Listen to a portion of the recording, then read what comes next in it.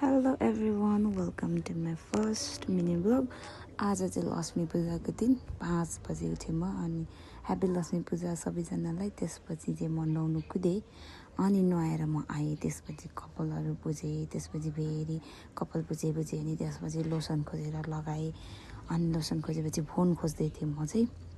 फोनमा गीतहरू खोजेँ, 1 घन्टासम्म खोजेँ। त्यसपछि गीत बजाएर फेरि अनुहारमा लगाएँ अनि फेरि सिन्दुरहरू लगाएँ होइन। अनि त्यसपछि क्रिमहरू लगाएँ। अनि यो चाहिँ जहिले म लगाइरहेको हुन्छु।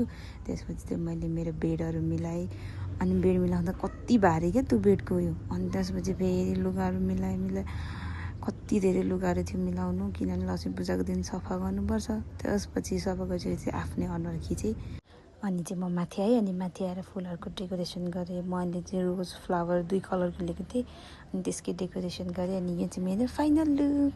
अनि त्यसपछि चाहिँ हामी बुढा र बुढी मिलेर रोटी पोल्यौँ अनि हामीले बिग्रिन्छ है रोटी भन्यो भने तर मैले चाहिँ कोकको बोतलबाट घुमाउँदै थिएँ किनभने मलाई चाहिँ हातले घुमाउनु डर लाग्छ। यो चाहिँ मेरो फर्स्ट रोटी हो। यो चाहिँ मेरो फाइनल लुक, मेरो आङखुडे बाङखुडे रोटी बनाइसकेपछि चाहिँ मैले बनाएँ रङ्गोली।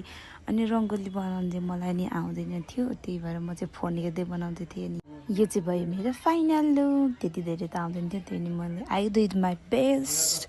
त्यसपछि चाहिँ मम्मी र ड्याडीले पूजा गर्नुभयो अनि त्यसपछि म पनि गएर पूजा गरेँ मम्मीसँगै। त्यसपछि चाहिँ माथि गर्दाखेरि चाहिँ मेरो आँखामा धुवा परेर त्यति गर्न सकिनँ।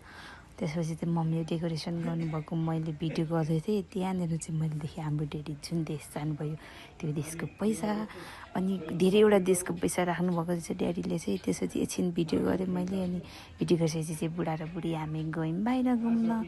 अनि बाहिर परको घर पनि हेरेर आऊ भन्नुभएको थियो मम्मीले। अनि परको घरतिर जाँदैछौँ मैले चाहिँ हामी। अनि त्यसपछि फेरि मेरो बुढाको मुड चेन्ज भएर परको घर नजाने, न्यु रोड जाने भन्नुभयो। अनि मैले चाहिँ परको घर बत्ती बाल्नु भएको छ छैन भनेर पुलुक्क मात्रै हेरेँ, बत्ती बाल्नु भएको रहेछ। त्यसपछि चाहिँ हामी गयौँ न्यु रोडतिर। धेरै वर्ष पछाडि तिहार मनाएर होला मलाई चाहिँ एकदमै धेरै रमाइलो लागिरहेको थियो किनभने चारैतिर झिलिमिली भइरहेको थियो।